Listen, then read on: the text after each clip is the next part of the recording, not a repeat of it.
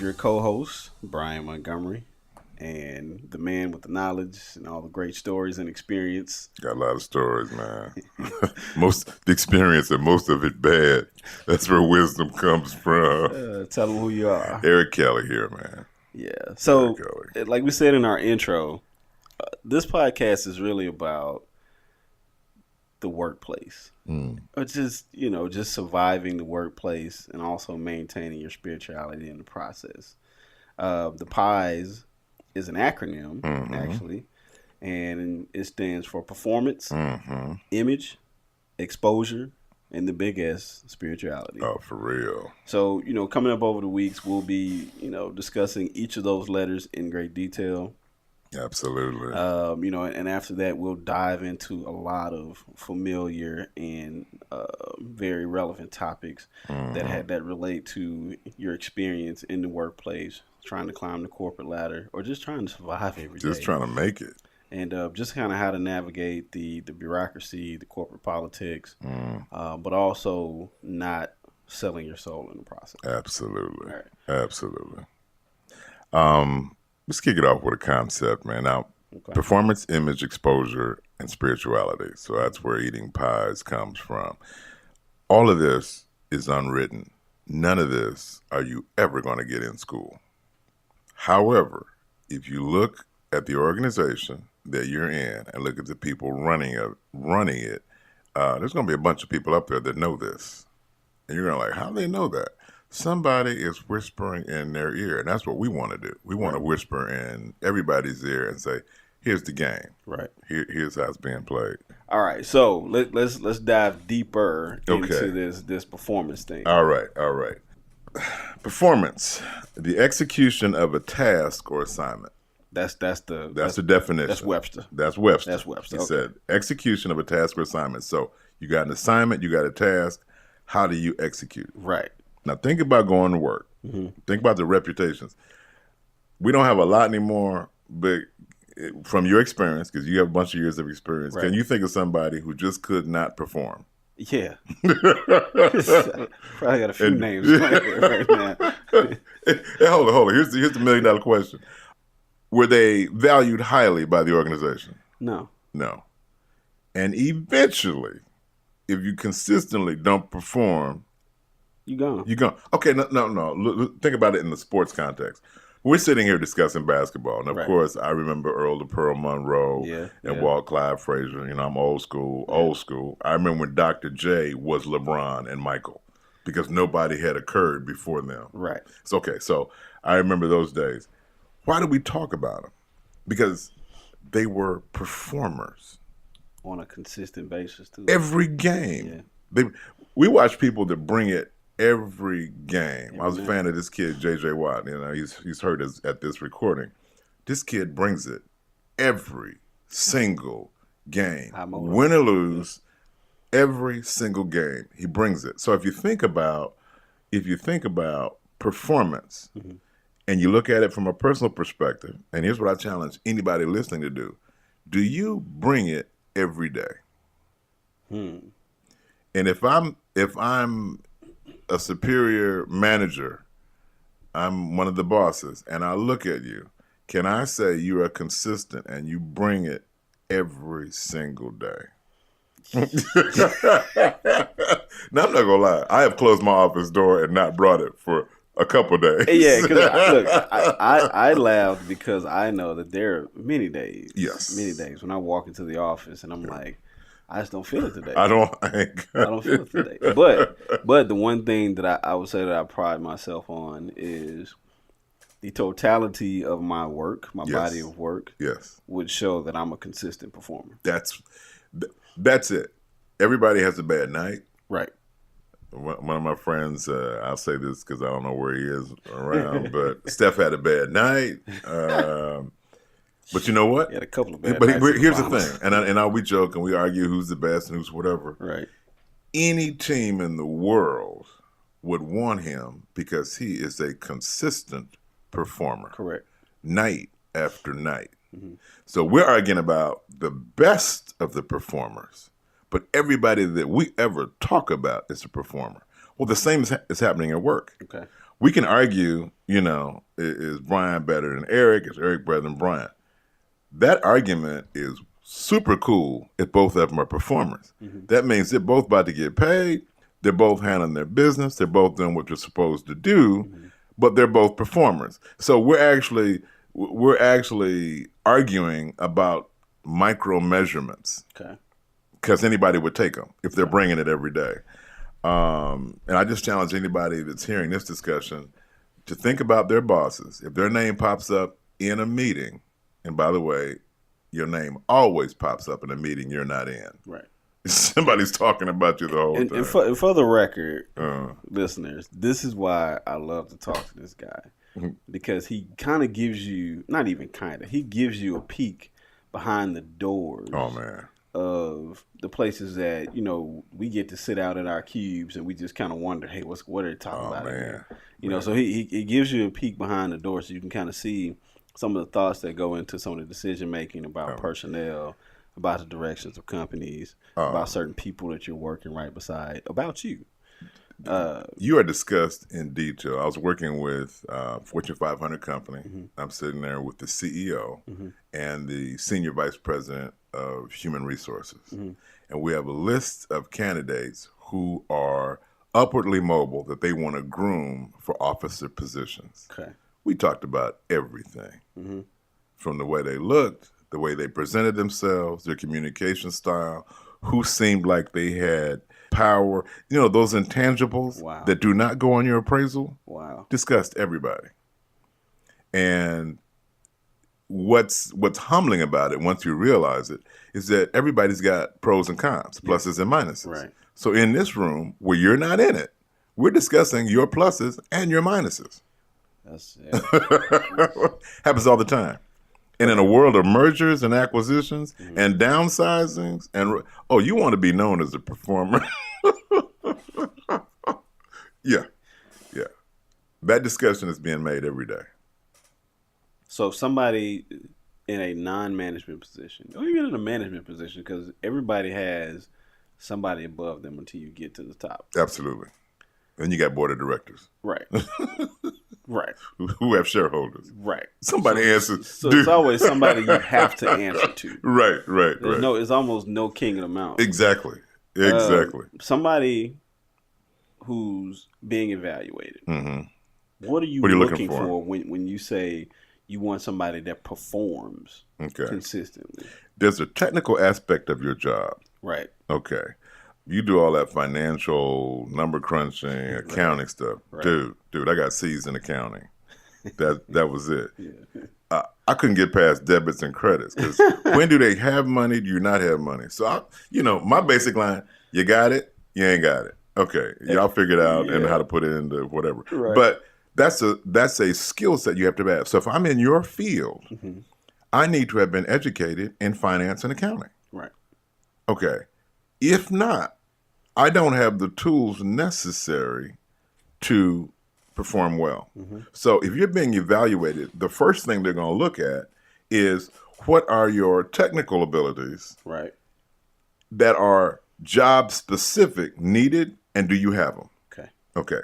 So that's going to be the first thing. Job specific skill sets. Does the person have them? Which means they would have had to see them being performed somewhere. Gotcha. So, that's one. Now, here's the piece people miss, and it's not in any book. When they trained you in school, they gave you that. You went to tons of classes. You've been in the system long enough where here's what I know how to do. The second piece they talk about is the relationship piece. And it's under some vague terms now. You hear people say, well, does this person fit with our culture? Ooh. That has nothing to do with your technical skills. That has everything to do with the way they perceive you. And that blanket statement has wiped people out of jobs and promotions for a long time. And we would say that falls under performance? It falls under performance. Okay. Because if you don't fit in their culture long enough, they will get rid of you. Gotcha. But give it for instance. I got to go here. Okay. I was working for this one client, and I go through his office, and he points out the problem people. Okay, he's being very respectful, and I got to tell it like it is. In this section, there were some people, some young ladies that I had met, and they were bright, capable, educated, articulate, whatever. But they had a supervisor that got on their last nerve. Mm-hmm. So one of the young ladies, while I was there, and I'm a consultant, so I have no dog in the hunt. You can pretty much say around me whatever. She said, I hope this woman ain't trying to bring me no more work. Okay. Now, we got a technical, capable, educated, articulate, no more work. Right. So I watched the supervisor not take the work to them, but she took it over to someone that accepted the work. Yeah. Okay. So that went on. It was interesting. Worked that project for about 3 months. When I came back, the person that she had taken the work to had been promoted. Now, the issue was not the technical ability. The issue was, on the performance level, the culture of these people said, look, I'm at work, and I really don't want to work that hard, which I think is interesting because the only place that a supervisor can give you work is work. And you took the job, and you told people you would work at work. So it can only happen at work. It's funny how that works where we go to work and think that we're not supposed to work. Duh. What are you just going to take my money? You just going to sit there and take the company's money without working? Yeah, because I've noticed that over my career where, people complain about the amount of work they have. Yeah. Which half of the time, like, you don't even fill up 8 hours. Oh, man. Oh, please. Some people do, depending on whether or not you're kind of on the data entry side. Or if you're kind of more up the line. Yeah. But you're complaining about the amount of work that you get. It's only at work. But then you're at work. You're at work. You're getting paid to work for 8 hours, but you don't even have 8 hours of work, but you're complaining about the work that you do have that doesn't fill up 8 hours. Absolutely. Okay. And they give you work only at work. And then those are the same people who Yes. turn around and then complain about the system and unfairness and Exactly. not being able to get opportunities. Blah, blah, blah. That's exactly it. And that's a common so that's underperformance. Right. So interestingly enough, some people say it's not fair. Well, I want to watch you work for a while before I'll buy into what's fair or not. Which goes back to the first concept you threw out. Absolutely. Mm-hmm. I remember the guy I used to play ball with back in the days. We thought we were ballers, man. I had an afro. I'm bald now, so it was many, many years ago. So we'd play ball anywhere in the city. Mm-hmm. We get out the car, have gym shoes, we'll play ball. We'll get out the car anywhere, go to the court, didn't care how big the guys were, because that's what you did back in the days. Mm-hmm. So we got out of the car one time, I remember at a park, Belle Isle. And we get out, and these guys, of course, are touting how good they are before we even start playing. Okay. They're tall, they're big, they got, some skills and all that, whatever. And my buddy didn't talk a lot, but he was a serious baller, serious. They kept talking, and very quietly as he, tied his shoes and stretched, he said, you got to bring some to get some. So if you're coming to work, if you really want something out of that job, if you really want your career to grow and develop, you got to bring some to get some. You have to contribute. Absolutely. And oftentimes, I think what I've seen is you have to contribute more than the bare minimum. Oh, my goodness. Yeah. The bare minimum being, this is what your job description says. Absolutely. They hired you to do this list of tasks every single day, every single month. Absolutely. So you have to outperform. Absolutely. The minimum requirements for your position, basically. You need to ace that job description, and you need to be working on your boss's job description. Now, let me tell you why. There are people that I promoted, and that I was blessed to be in a position to help them out. They were the people that would come to my desk and say, hey, you got anything I can work on? Mm-hmm. When they would take that off of me, I'm like, oh, this is my star. It's also giving them, this would be another letter in the pies, but it's also giving them exposure to something. Oh, absolutely. And again, exposure to you, who was their boss. Absolutely. And I would go in meetings when they're not in the room. Now, remember, they just took something off my desk and made my life easier. Right. where I get to go home at 6 and see my family instead of staying until 8 o'clock at night. So they go into the meeting, they're like, how is so-and-so? I say, oh man, they're awesome. Because they've demonstrated personal value to me and they've strengthened our relationship. Right. Okay. So what else is you want to tell people about performance? It's the price of entry. And you just made you made an incredible point there.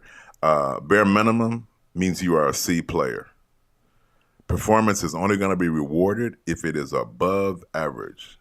Ooh. Otherwise, you're a C player. If you do your job description, you are expendable. I just had this conversation with somebody the other day where this is exactly what I said to them. Mm-hmm. I said, you can come in here, and this is a mentee of mine. Mm-hmm. So you can come in here every single day.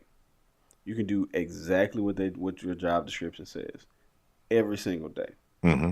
Every single day. And you can be the best at all those tasks. Absolutely. Every single day. And you will not be recognized. You get a C. Yes. You're functional. But that goes against what we were taught. Absolutely. And I think that's what rattles a lot of us. Absolutely. Is because we come in every single day. We're doing what we've been asked to do. Okay. Yes. And we're doing it very well. Absolutely. But we're not recognized for our efforts. We're not recognized through promotions or other opportunities or anything. And it's frustrating to them. And I think it's because, again, we've never been told what you're telling Nobody's now. ever told. In fact, here's the pain. The masses, right? And that's not, the M is not silent, have been taught that if you work hard, keep your nose clean, you'll be successful. The people at the top of your organization right. got the information that we're talking about now. Right. Somebody whispered to them, right. Let me tell you, here's the game. Here's who needs to see you. Here's the project you need to excel at. Mm-hmm. So the knowledge is there, but it's only shared with people that already know it. Mm-hmm. I've been blessed to sit in boardrooms and actually hear it, see it, and watch it. So our whole goal here is to tell everything that we know. Yeah, price of entry. I think that's pretty much what we got to say on performance. It's got to be above average in order for it to mean anything. Otherwise, you just get the same pay, same spot. To wrap it up, here's what I took. I came up with this little formula while we were sitting here. Like you said, I'm a numbers guy. Yeah. I could put it in PowerPoint. I can't do a formula. I'm an unapologetic nerd. Okay, let's get that out of the way. But this is what I said: HW plus R plus choice, which is you C, equals success. Hard work plus relationships plus choice. Wow. Tell me if I'm wrong. I'm going to have to go with you on that one, bro. Tell me if I'm wrong. I'm going to have to go with you. That is awesome. If something else needs to be tweaked, let me know. Hard work plus relationships plus your choosing to do this equals success. In performance. In performance. Yeah. Not overall, but just in performance. Yes. Because all the pies is what gets us to success. Absolutely. But in underperformance. So maybe I should change it to hard work plus relationships plus choice of playing the game equals P equals high performance. Absolutely. You got my vote. That'll be coming out next week in coming to a learning center near you. The formula. I love that, man. Yeah, that's real. You can look in the show notes and see where to find us. We're on Instagram. We're on Facebook. You can definitely find us at our website. We want to hear from you. As a matter of fact, send us your topic ideas. Absolutely. Let us know what you thought about the episode. We're on iTunes as well. Go ahead and make sure you rate us. Because that just helps us climb up in the ratings. We're telling everything. Yeah.